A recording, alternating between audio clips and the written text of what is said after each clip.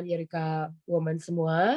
Malam ini kita ada acara rangkul yang akan saya sebagai moderatornya, saya Eva Anderson, kalau ada yang belum kenal. Dan pembicara kita saat ini adalah Fitri Mohede. Beliau adalah pelatih pendidikan keluarga dari Jakarta Timur. Nah, pada saat ini kita akan berbicara tentang hubungan reflektif manajemen emosi diri. Nah, jadi untuk lebih detailnya, saya akan persilahkan Fitri untuk menjelaskan kepada kita semua apa sih hubungan reflektif manajemen emosi diri ini. Silakan Fitri. Terima kasih Kak Era. Assalamualaikum warahmatullahi wabarakatuh. Selamat malam semuanya. Oke, kita kenalan dulu kali ya. Tadi kan udah dikenalin sama Kak Era, aku Fitri Mohede, pelatih pendidikan keluarga dari wilayah Jakarta Timur. Anaknya 1, laki-laki umur 8 tahun. Nah, hari ini saya ditemenin sama Kak Elsa Sigit. Silakan Kak Elsa, kenalan dulu. Ya, selamat malam semuanya. Kenalkan, nama saya Elsa Sigit. Saya rangkul penggerak ya. Penggerak rangkul. Penggerak rangkul. Anak 2 laki-laki semua, usianya 14 dan 12 ya. Lupa sendiri ya. Umur anak sendiri 14 dan 12, laki-laki semua dan lagi sekolah online ya, seperti juga teman-teman semuanya anaknya sekolahnya online. Ya kira-kira gitu aja. Oke. Silakan ya Fitri. Ya, makasih. Oke. Silakan Fitri. Oke, makasih. Oke, malam ini kita mau ngobrolin soal hubungan reflektif sama manajemen emosi diri. Jadi sebelumnya nih, mungkin ada yang di sini ada yang belum tahu tentang apa itu keluarga kita, tentang apa sih itu rangkul. Kita mau dengerin dulu ya tentang keluarga kita dan si rangkul ini. Saya ingin cerita tentang keluarga kita. Tentang keluarga kita yang percaya bahwa salah satu tujuan utama kita dalam keluarga adalah untuk belajar mencintai dengan lebih baik. Sebagai orang tua, sebagai anggota keluarga, kita semua punya modal cinta. Tetapi banyak di antara kita yang menduga bahwa cinta saja cukup. Padahal ada cinta yang berbahaya, ada cinta yang tak berbahaya. Karena itu kita perlu belajar bersama. Volumenya kedengeran nggak ya? Cukup ya volumenya. Adalah pendidik pertama dan pendidik utama yang ada di sepanjang perjalanan keluarga bersama anak. Tetapi tidak ada sekolahnya untuk jadi orang tua dan jarang di antara kita yang belajar bagaimana pola pengasuhan yang sesuai untuk anak kita, untuk keluarga kita, dan untuk zaman kita.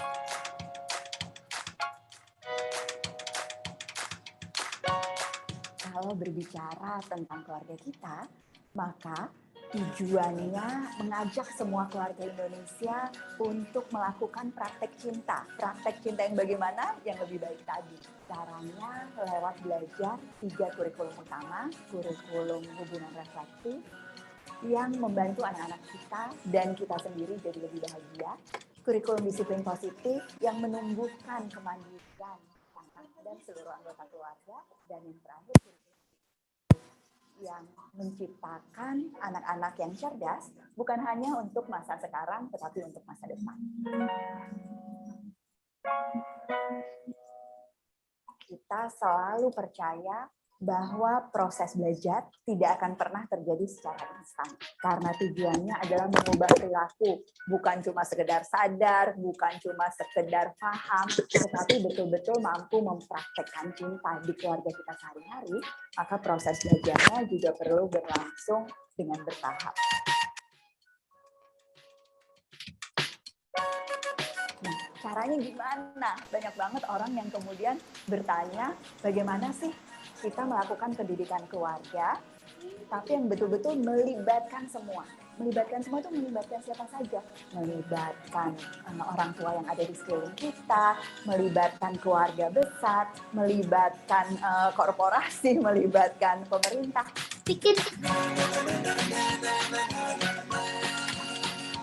Karena prinsipnya pengasuhan itu urusan bersama. Jangan pernah pikir bahwa kalau Anda sudah jadi orang tua yang luar biasa, yang sempurna, maka anak Anda pasti akan menjadi persis seperti yang Anda impikan, sempurna. Tidak.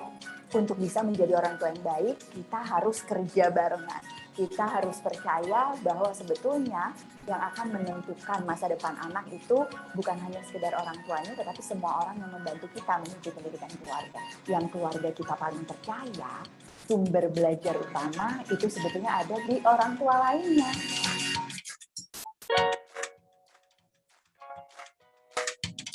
Percaya nggak? Kita sudah buktikan selama beberapa tahun betapa orang tua yang belajar dari orang tua lain menjadi fasilitator untuk proses belajar orang tua lain yang saling memberi teladan pada semua yang ada di lingkungan, itu sebetulnya betul-betul bisa mengubah praktek cinta kita di keluarga menjadi lebih baik. Karenanya keluarga kita menginisiasi Rangkul, relawan keluarga kita.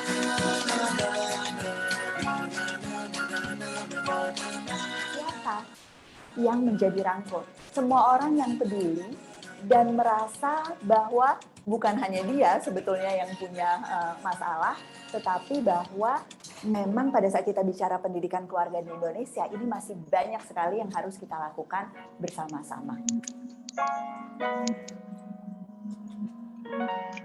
Jadi relawan-relawan yang luar biasa ini bekerja di puluhan kota di seluruh Indonesia, mengadakan sesi nonton bareng, berbagi cerita, melakukan berbagai gerakan di masyarakat, kerja beneran loh, kerja barengan beneran, dan kemudian mengupayakan perubahan lingkungan dari mulai satu rumah, satu anak, sampai pada akhirnya semua dan setiap anak yang ada di lingkungan sekitar kita mampu mencapai tujuannya. Kenapa perlu rangkul? Karena kita nggak ada yang sempurna. Tidak ada orang tua yang sempurna. Karena itu kita selalu butuh bantuan orang lain untuk mencapai tujuan pengasuhan kita. Dan semakin banyak bantuan, semakin banyak kolaborasi, maka insya Allah semuanya akan mencapai tujuan ini.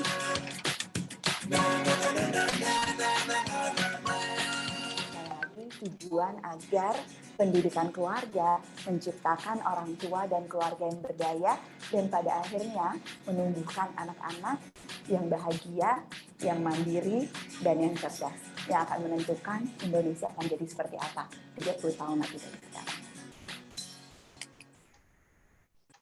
Oke, itu tentang Rangkul dan keluarga kita. Jadi benar kata Bu Ella, kalau misalkan kita orang tua pasti belajar dari orang tua lainnya karena memang jadi orang tua kan nggak ada sekolahnya ya, gitu. Jadi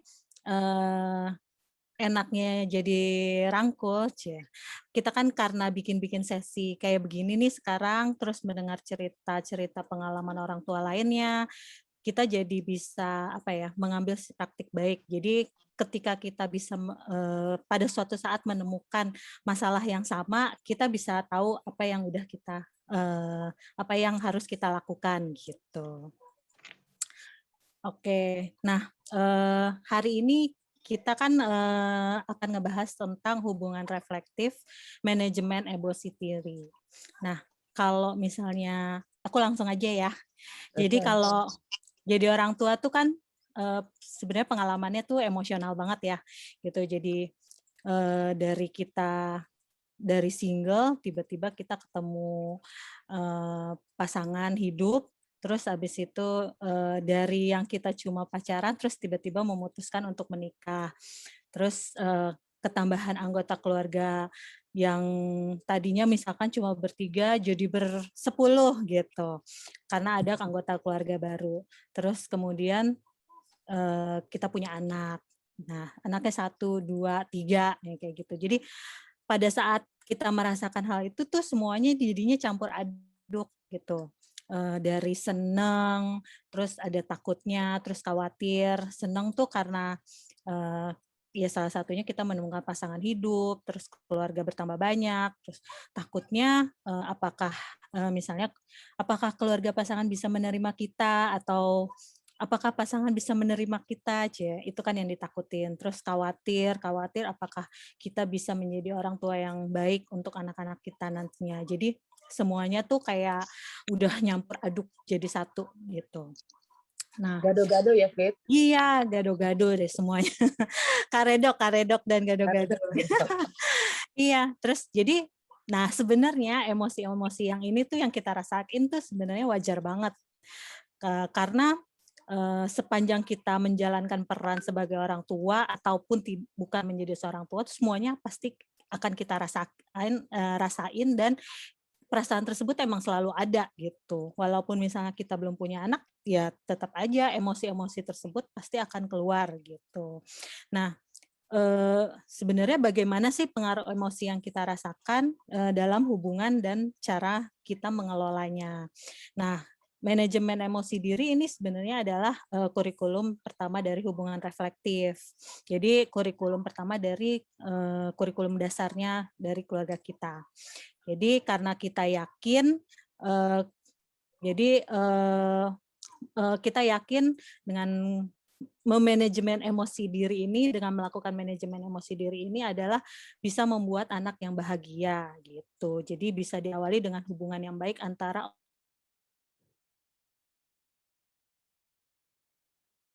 Fitri freeze ya? Ya, kayaknya Fit? freeze ya.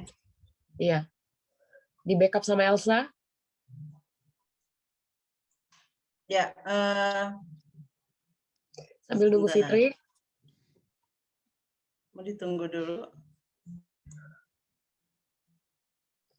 Mungkin Fitri akan nyanyi. Oke.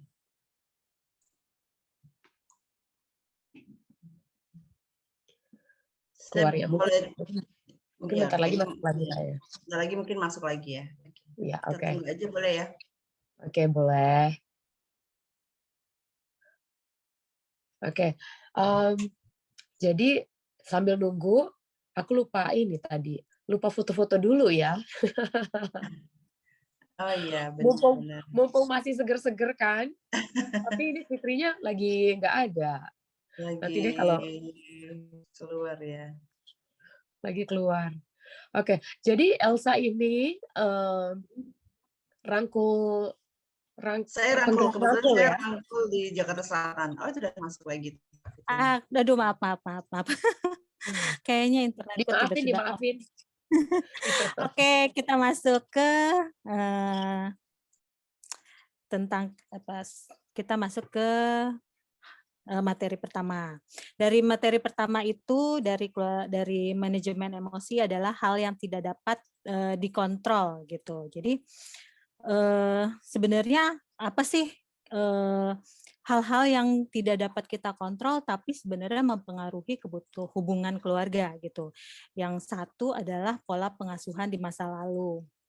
Jadi seperti yang di sini waktu kan sebenarnya nggak bisa diputar ya. Jadi pengalaman pola pengasuhan masa lalu yang sudah orang tua kita terapkan kepada kita tuh secara nggak langsung kayak kayak membawa dampak terus kayak kesimpan di dalam otak belakang kita nih gitu.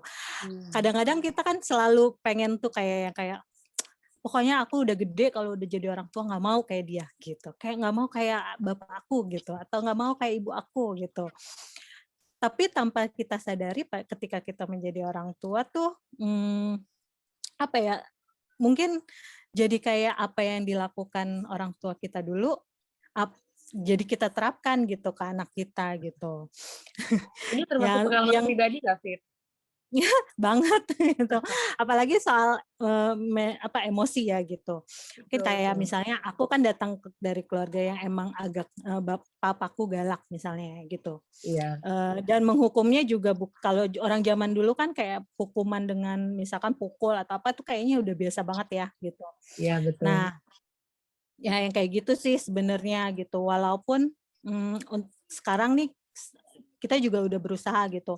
Pokoknya dan belajar bahwa jangan sampai si pola pengasuhan masa lalu yaitu dengan memukul anak tuh diterapkan gitu di anak gitu kan. Walaupun jatuhnya akhirnya jadinya ngomel gitu. Lalalala gitu. Jadi nyanyi ya. Jadi nyanyi gitu. Nah, mungkin juga karena si pola pengasuhan ini mungkin juga karena ini ya, kan kita misalkan selama 40 tahun gitu dididik gitu sama orang tua, jadi atau misalkan 30 tahun kita dididik sama orang tua dengan pola pengasuhan seperti itu gitu. Jadinya memang secara nggak langsung jadinya memang berpengaruh gitu kan. Terus kemudian ada keunikan temperamen. Jadi keunikan temperamen kan karena memang semua orang yang terlahir kan tidak mempunyai temperamen yang sama gitu kan, pasti berbeda-beda. Bahkan kayak misalkan anak kita misalkan 3, pasti temperamen bawaannya beda-beda ya nggak Kak Eva? Betul. Anakku yang Gitu. ketiga ini paling tantrum. Nanti dia diomongin. Ya. Iya, jadi itulah sebabnya gitu dengan kita bisa mengenali temperamen bawaan kita tuh jadi kita bisa secara gak langsung belajar untuk bisa mengontrol atau mengelola emosi gitu. Kadang-kadang kan kita nggak tahu ya, misalkan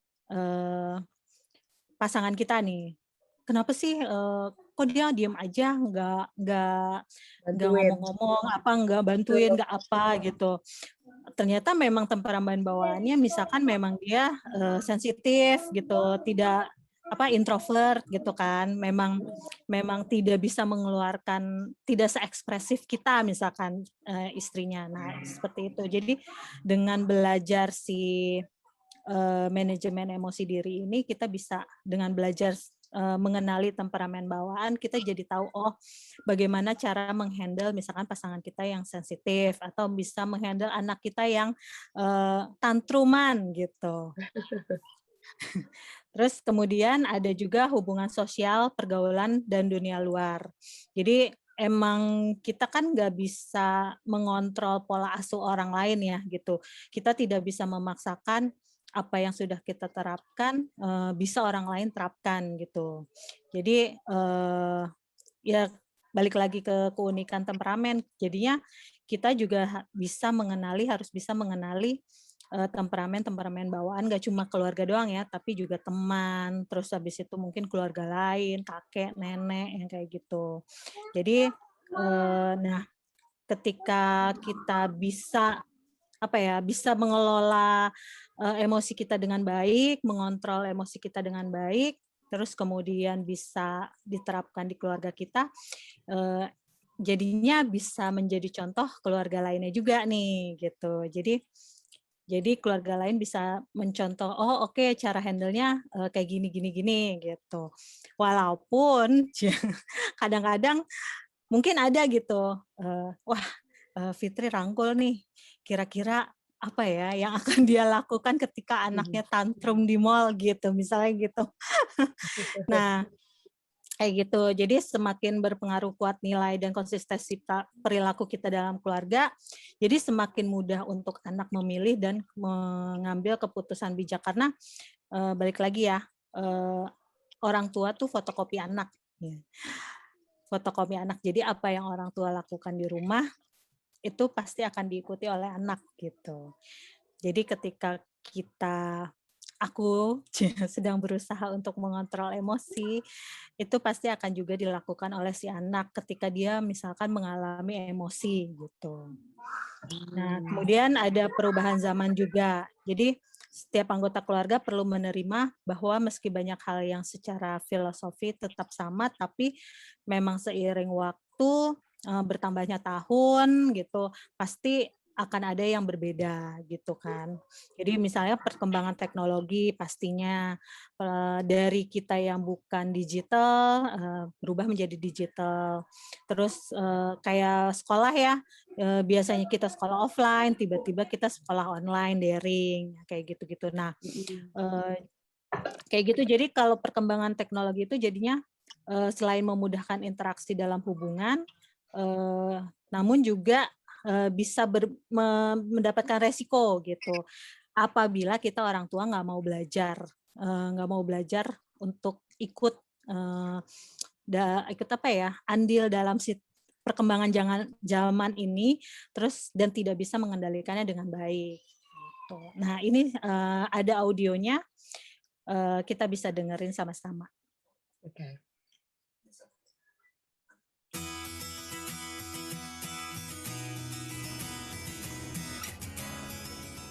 Dalam hubungan keluarga, kita selalu berusaha untuk menjadi pasangan, menjadi orang tua, menjadi menantu, atau anak yang menjalankan fungsinya dengan optimal. Tetapi penting juga untuk sadar bahwa ada hal-hal tertentu yang sebetulnya tidak dapat kita kontrol dalam hubungan keluarga. Kesadaran ini biasanya sulit karena kita punya motivasi untuk melakukan yang terbaik, yang tentu tidak salah, malah merupakan hal yang luar biasa. Tapi hubungan dalam keluarga itu perlu juga kesadaran bahwa ada hal-hal di luar diri kita, hal-hal yang bukan salah kita. Yang pertama berkaitan dengan pengalaman di masa lalu. Pada saat kita membina satu keluarga, sebetulnya itu bukan pengalaman yang sama sekali baru. Karena kita semua membawa apa yang kita alami di masa lalu dalam kehidupan berkeluarga kita. Suami maupun istri, sebagai ayah maupun ibu, membawa pengalamannya saat menjadi anak. Yang menantang, pengalaman menjadi anak ini jauh lebih lama daripada pengalaman menjadi orang tua. Kita menjadi anak puluhan tahun, bahkan pada saat menjadi orang tua pun kita tetap seorang anak untuk orang tua kita. Sehingga semua pola yang terjadi di masa lalu seringkali terbawa terhadap bagaimana kita menjalankan peran kita sebagai orang tua.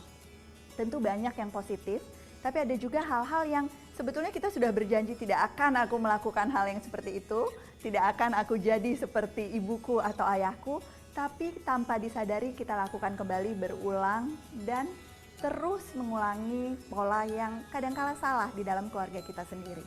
Menghindari pengalaman masa lalu tentu tidak mungkin, tapi yang membedakan orang tua yang reflektif sebetulnya ada orang tua yang menyadari efek dari pengalaman masa lalunya.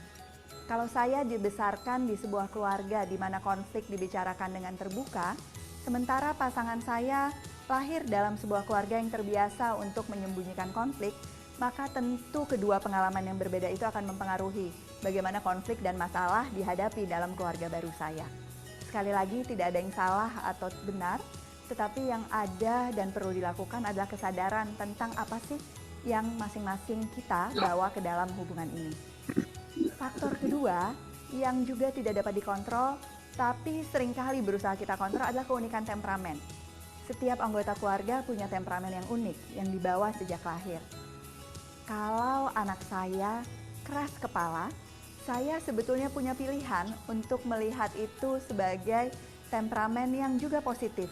Karena itu berarti dia juga punya kemauan yang kuat dan punya kemampuan yang kuat untuk terus berkomitmen terhadap apa yang dia miliki. Kalau anak saya cengeng, sebetulnya kita tidak boleh menempatkan kata cengeng itu sebagai sesuatu yang negatif. Karena cengeng juga berarti dia punya pemahaman emosi yang tinggi, dia punya kemampuan sebetulnya untuk bisa berempati terhadap apa yang dirasakan orang lain. Sekali lagi, kita punya pilihan untuk melihat keunikan temperamen sebagai sebuah kesempatan, sebagai sebuah potensi positif, atau sebagai sesuatu yang seolah-olah bisa kita kontrol, padahal sebetulnya tidak. Keunikan temperamen itu tentu akan sangat mempengaruhi juga interaksi dalam keluarga. Ada anak-anak tertentu yang temperamennya mungkin lebih mirip atau lebih cocok dengan temperamen saya. Sehingga sebagai ibu, saya punya kemudahan untuk lebih memahami dia dibandingkan anak-anak yang temperamennya berbeda dengan temperamen saya. Hal ini tidak bisa kita kontrol, tapi bisa kita siasati dengan mengenali temperamen anak dan juga mencoba terus mencari cara apa sih yang efektif pada saat temperamen atau pola kepribadian kita berbeda satu sama lain. Hal ketiga yang juga tidak mungkin dikontrol dan sekali lagi selalu ingin dikontrol adalah hubungan sosial dan apa yang terjadi di dunia luar. Kita seringkali sangat khawatir bahwa anak-anak terpapar pada hal-hal yang negatif. Kita sangat khawatir dan ingin anak kita hidup dalam dunia yang sempurna. Tapi itu tidak ada dalam kontrol kita. Anak-anak bisa diberi pilihan untuk kemudian menyadari bahwa contoh-contoh buruk itu bukan saja tidak bisa dihindari, tapi seringkali diperlukan. Kalau saya tidak ingin anak saya merokok, tetapi dia melihat berada dalam sebuah lingkungan di mana ada orang yang merokok, saya punya pilihan, mengungkung dia di dalam rumah, mengisolasi dia, atau kemudian saya menggunakan kesempatan itu sebagai kesempatan belajar dan justru menyatakan apa sih perbedaan nilai yang ada di dalam keluarga yang membuat merokok itu bukan sesuatu yang bisa diterima. Kalau saya tidak ingin anak saya terpapar pada sesuatu yang buruk, pilihan utamanya adalah menyensor. Apakah itu benar? Tidak. Karena kemampuan kita untuk mensensor atau mengisolasi anak pun terbatas hanya sampai anak ada di usia tertentu. Justru pengalaman untuk berhadapan dengan berbagai situasi, pengalaman membicarakan contoh-contoh yang tidak 100% sempurna adalah pengalaman belajar yang menyiapkan anak pada saat dia harus mandiri, menghadapi dunia luar sendiri. Hal keempat, yang juga sulit untuk dikontrol, tapi seringkali berusaha kita tahan, adalah perbedaan zaman. Banyak sekali hal yang berbeda di saat saya tumbuh sebagai anak-anak dengan tantangan ataupun kesempatan yang dimiliki oleh anak-anak saya pada saat mereka tumbuh saat ini. Banyak sekali tantangan yang saya tidak bayangkan harus saya hadapi, tetapi kalau kita bicara 20-30 tahun mendatang menjadi sesuatu yang sangat biasa dan harus dilatih pada anak-anak saya. Teknologi adalah salah satu hal yang sangat sering disebut.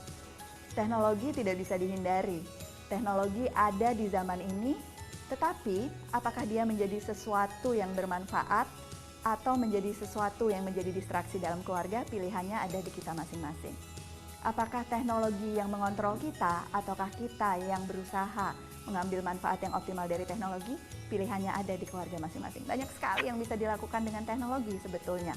Teknologi membantu saya sebagai ibu bekerja untuk bisa berkomunikasi lebih intens dengan anak-anak, walaupun kadang-kadang teknologi juga mengganggu saya pada saat saya menghabiskan waktu bersama keluarga.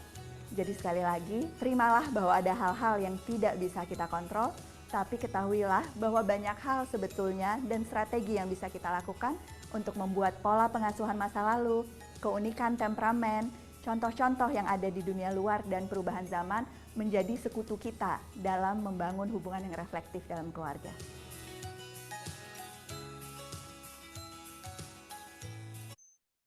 Nah, itu deh. Jadi itu 4 hal yang tidak bisa kita kontrol, tapi memang mempengaruhi hubungan keluarga gitu. Mungkin ada yang mau sharing-sharing? Kita masuk ke sesi cerita. Tadi aku cerita ya Kak, jadi kayak pola pengasuhan masa lalu tuh ya gitu. Kadang kita kan datang kayak Bu Ella bilang tadi kan, kita 40 tahun jadi anak gitu. Jadi mau ya kadang-kadang pola pengasuhan masa lalu jadinya kayak secara nggak langsung diterapkan di keluarga gitu.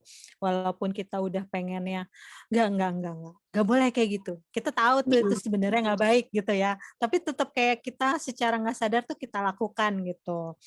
Nah, kayak Jadi kayak gitu masuk alam bawah sadar ya Kak Vivi ya.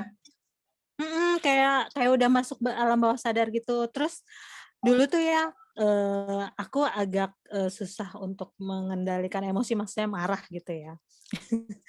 Jadi kayak senggol bacok, toel dikit marah gitu. Kayak anakku ngapain dikit akunya marah. Anakku pegang gelas terus airnya tumpah dikit marah gitu. Terus kayak kalau dulu tuh tidak bisa mengontrol gitu kan jadinya. Terus akhirnya ya gitu, jadinya diikutin sama anakku, terus dia melakukan hal yang sama. Waktu itu dia lagi main sama boneka gitu, terus dia melakukan hal yang sama, terus kayak langsung terkejut gitu, loh kok aku banget itu dia marahnya gitu. Nah sejak dari itu udah mulai apalagi setelah mengenal keluarga kita ya, jadinya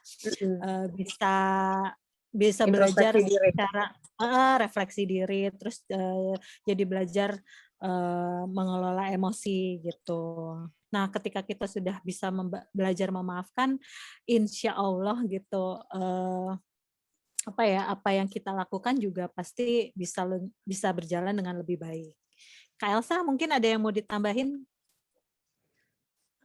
Iya, ini kayaknya sekarang memang agak banyak ya. Saya lihat di Instagram tuh lagi mungkin lagi banyak yang ngomong inner child gitu ya. Jadi menyembuhkan luka masa lalu gitu. Jadi memang bener sih. Jadi kita juga kan memang lahir tuh nggak bisa ya milih orang tua gitu. Kita nggak bisa kan milih, saya maunya orang tuanya yang baik dong, atau saya mau orang tuanya kayak orang tua teman saya, nggak bisa kan gitu. Jadi ini lagi baca nih kayaknya Prince siapa sih adiknya Harry ya, atau Prince Harry ya, yang kayaknya menyalahkan Pangeran Charles gitu.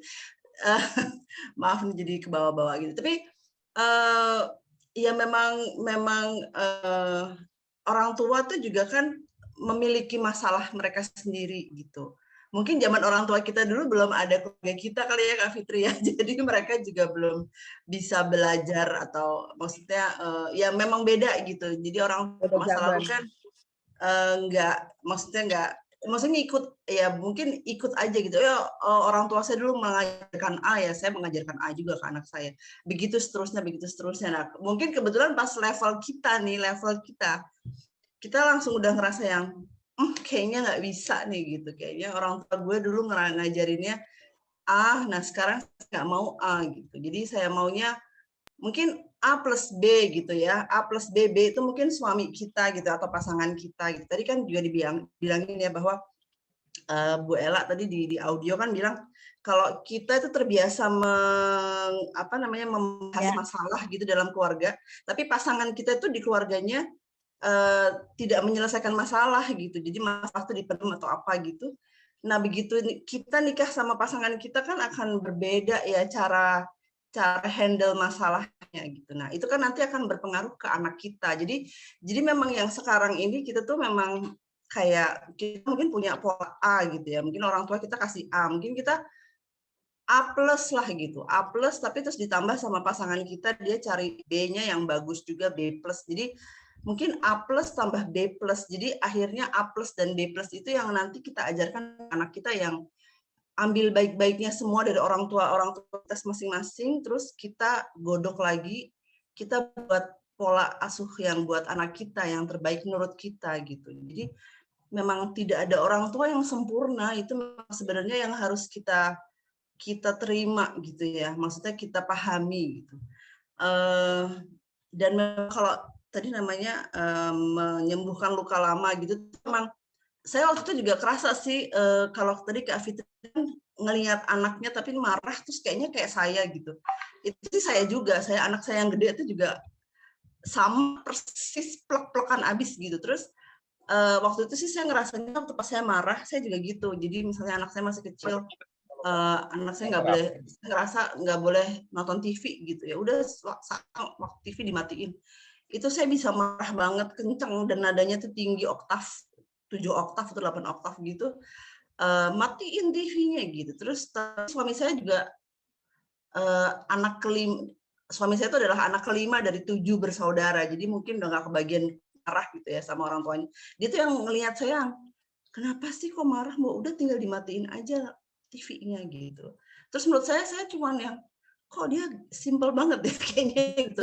Penyelesaian itu kok simple banget. Jadi ternyata mungkin memang kita yang terbiasa sama pola pengasuhan orang tua kita itu merasa masalah tuh harus dihandle seperti ini gitu, tapi ternyata orang lain ada yang bisa menghandle masalah tuh dengan cara yang berbeda gitu. Jadi di situ tuh saya juga ngerasa kayak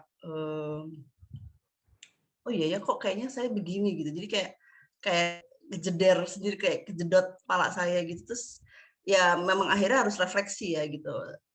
Kenapa seperti ini? Ya itu tadi mungkin memang kita nggak mau seperti yang orang tua kita ajarkan gitu, maksudnya didik gitu di masa lalu, tapi ternyata masuk ke dalam alam bawah sadar dan walaupun kita menolaknya, tapi ternyata itu tetap keluar gitu. Nah itu kita perlu diem dulu sih, diem dulu, melihat, merasakan gitu, terus sama ya itu tadi memaafkan mungkin ya kalau Kak Fitri ya, memaafkan dan pelan-pelan gitu kita memang harus let go gitu ya, melepaskan gitu ya, memaafkan juga tapi habis itu terus melepaskan gitu. Oke, itu memang dulu saya seperti itu, sekarang saya mau berubah kayak gitu-gitulah. Jadi memang mesti harus mungkin bersama-sama ya dengan suami ya, dengan pasangan maksudnya gitu. Jadi sama-sama kita mau jadi orang tua yang lebih baik sih begitu.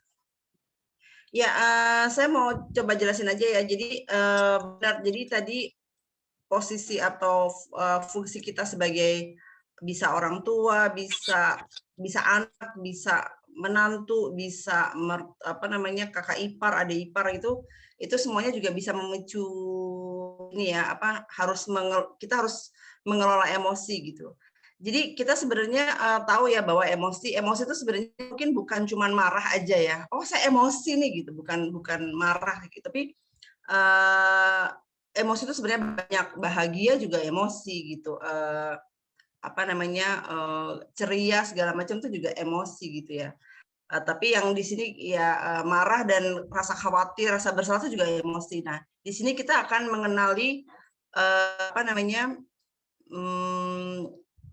hanya beberapa aja yang kita coba tangkap gitu. Jadi kita kenali cuman marah, rasa bersalah, kemudian ingin mendapat pujian atau pengakuan, khawatir, dan juga ada rasa nggak enakan. Sebenarnya berikut ini ada kayak fragmen-fragmen gitu sih. Jadi untuk mengetahui bahwa kayak gini nih sebenarnya perasaan emosi apa nih gitu. Kalau ada fragmen seperti itu, kayak misalnya mungkin contoh-contohnya aja, misalnya kayak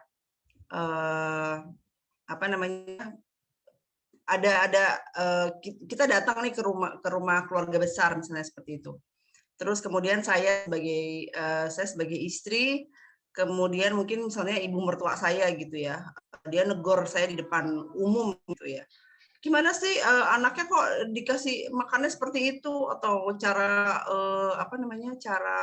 cara ngasihnya kok seperti itu gitu. Nah, kemudian begitu mungkin bisa aja mungkin di tempat itu atau mungkin pas di rumah saya bisa aja curhat sama suami saya. Tadi ibumu tuh negor aku di depan orang banyak tuh rasanya nggak enak deh gitu. Terus suaminya juga bilang ya sebenarnya kan yang diomongin ibu tuh sebenarnya kan benar, cuman memang cara ngomongnya aja mungkin yang mungkin dirasa tidak pantas, nggak enak lah gitu di depan banyak orang seperti itu. Jadi hal-hal seperti ini kan sebenarnya mungkin bukan marah karena nggak suka sama ibu mertua saya misalnya seperti itu, tapi caranya misalnya seperti itu.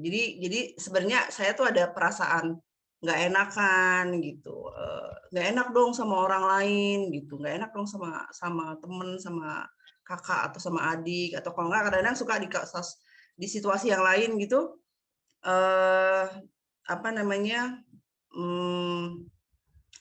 seringnya sih kalau saya sih waktu itu saya juga ngerasain sebenarnya. Jadi saya masih bekerja, saya ibu bekerja dulunya, tapi terus saya udah resign. Nah, di kesempatan-kesempatan saya tuh bisa ketemu sama anak saya, itu kadang-kadang saya suka ajak anak saya beli mainan ini, mainan itu, atau makanan yang enak, makanan ini, makanan itu, minuman segala macam gitu. Nah, tapi sebenarnya tindakan-tindakan saya yang mengajak anak saya untuk beli makanan dan minuman itu tuh sebenarnya adalah rasa bersalah saya gitu, karena saya kehilangan waktu bersama anak-anak saya gitu. Jadi kadang-kadang emosi itu memang apa yang kita rasakan, tapi pelampiasan keluarnya itu nanti keluarnya beda gitu. Jadi kadang suka ada yang sebenarnya rasa itu khawatir, aduh nanti gimana ya kalau kalau misalnya pandemi udah berakhir tuh anak balik lagi ke sekolah, nanti gimana ya, nanti di sekolah nanti ketemu sama siapa ya, begini gitu ya gitu. Sebenarnya rasa khawatir, tapi bisa jadi nanti keluarnya ke anak-anak tuh kita mungkin marah gitu. Kamu tuh kalau keluar tuh harus protokol kesehatan dong, harus begini dong, harus begitu dong, harus bawa masker, harus bawa ini, bawa itu gitu. Tapi sebenarnya yang dirasa itu sebenarnya khawatir gitu, khawatir karena bagaimana kalau terjadi sesuatu, bagaimana kalau terjadi yang tidak saya harapkan seperti itu. Jadi kadang-kadang emosi itu memang yang kita rasakan seperti apa, tapi keluarnya kadang-kadang suka beda gitu.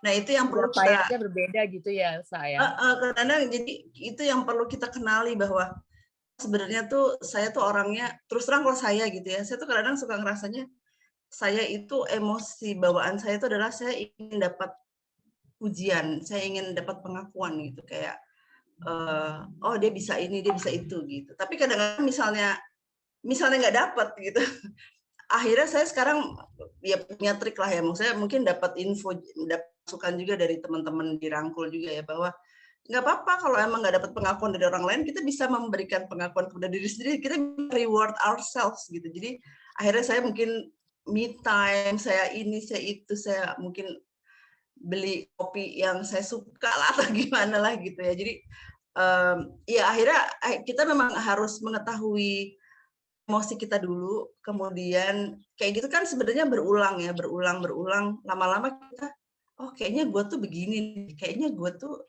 kalau ada kejadian seperti ini, kayaknya reaksi saya seperti ini deh gitu. Jadi akhirnya lama-lama bisa mengenali dan ya itu tadi apa namanya, apa kayak Pak Edi tadi kan juga bilang bawaan yang dari pengasuhan masa lalu itu sebenarnya bisa dibawa, yang positif sebenarnya bisa kita bawa sekarang gitu, tapi dengan mengenali emosi kita sekarang dulu gitu. Oke, jadi kesimpulannya mungkin karena waktunya udah mau habis. Terus Fitri nggak balik-balik nih. Oke, jadi kesimpulannya Elsa, mungkin yang bisa kita petik hari ini adalah kita harus mengenali apa namanya, emosi diri kita dulu. Jadi setelah kita mengenali emosi diri kita, lanjut ke pengelolaan emosi diri. Which is kalau kita seperti yang Elsa tadi bilang, kalau kita nggak kenal emosi kita terus kita nggak bisa mengelola emosi kita, pas penyampaiannya itu jadi salah gitu kan. Padahal karena kita sayang, karena kita worry sama mereka, yang ada mungkin atau mungkin kita juga kan apa namanya, sakit kepala dengan urusan kantor, urusan apa-apa. Jadi penyampaiannya itu justru malah emosi gitu. Atau mungkin Malah kita emosi. benar, atau mungkin kita lagi marah sama suami kita sebenarnya. Cuma keluarnya jadi ke anak-anak jadi gitu. Pengalaman Iya, sendiri, Pak. betul. Jadi kayak Oke. melampiaskan gitu, kayak Bener. jadi bahan pelampiasan gitu mungkin ya. Jadi bisa seperti itu. Iya. Jadi mungkin kita mau marah sama pasangan kayaknya nggak lucu. Akhirnya sedang anak-anak itu kan konteksnya adalah makhluk-makhluk yang nggak berdaya kan. Mereka nggak bisa ngelawan kita, Ya, mami lalalala gitu. Jadi kita marah-marahin aja gitu. iya, Harus anak-anak kan nggak ngerti ya, benar-benar. Anak kan bener. nggak ngerti. Oke, Fitri bilang, oke Fitri baru masuk lagi nih. Fitri, Ya, maaf ya, sampai Telkomselnya mati. oke, ini Sampai ya. ini kita udah mau habis waktunya. Aku bacain ini dulu deh ya, tanggapan dari apa namanya, dari peserta dulu. Ya. Dari Christina bilang, kalau saya metodenya nggak melarang, Mbak. Kalau nggak mau pakai masker, saya bilang tidak apa-apa, nggak pakai masker. Kalau sakit, mami nggak mau nanggung dan urus. Dia nyadar, jadi saya males pakai emosi, Mbak. Oh, oke. Kalau ini dia nggak pakai emosi. Oke. Tapi pakai ancaman. Pakai ancaman, iya. Kalau sakit nggak diurusin. Oke. Mungkin Fitri mau menyampaikan apa namanya, pesan-pesan terakhir sebelum kita sesi foto terus kita tutup. Oke, aku mau ngasih ini dulu sedikit ya. Jadi kalau misalkan di keluarga kita tuh kita ada namanya prinsip cinta, Kak Era. Jadi prinsip cinta itu adalah C-nya cari cara, I-nya ingat impian tinggi, N-nya nerima tanpa drama, T-nya tidak takut salah, A-nya asik main bersama. Jadi misalkan cari cara itu adalah kayak misalnya kita ibaratnya lari maraton aja. Di tiap kilometer pasti akan berbeda-beda kan tantangannya. Nah, bagaimana cara kita cari cara untuk bisa menyelesaikan di tiap kilometer tersebut. Jadi gitu pun kayak kita jadi orang tua ya. Jadi tiap anak pasti akan punya tantangannya tersendiri gitu. Ke 1 tahun pasti tantangannya beda, umur 2 tahun tantangannya beda gitu. Jadi kita orang tua juga harus cari cara untuk bisa menyikapi si tantangan-tantangan tersebut. Terus I-nya ingat impian tinggi. Ketika kita sudah bisa mencari cara tersebut, kita ingat impian tingginya bahwa apa yang kita lakukan sekarang, pola pengasuhan praktik baik yang kita jalankan bisa menjadikan anak kita nantinya akan menjadi anak yang mandiri dan bahagia pastinya. N-nya nerima tanpa drama, itu balik lagi ke kita bisa menerima segala situasi apapun dengan nerima tanpa drama lah, jadinya tidak pakai emosi, tidak pakai ancaman, tidak pakai apapun gitu. Jadi emang apa ya, ikhlas gitu.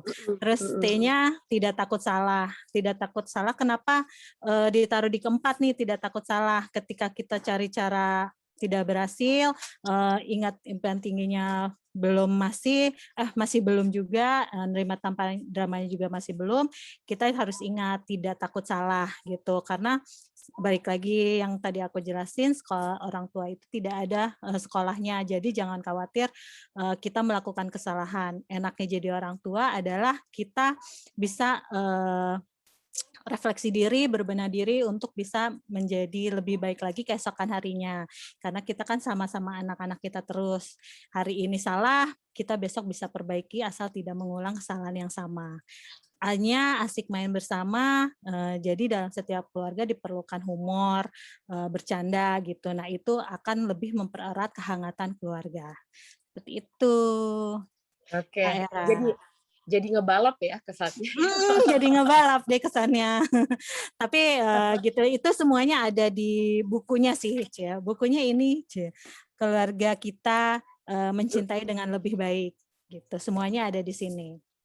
Oke, terus bukunya bisa dipesan online atau lewat DM dulu atau gimana?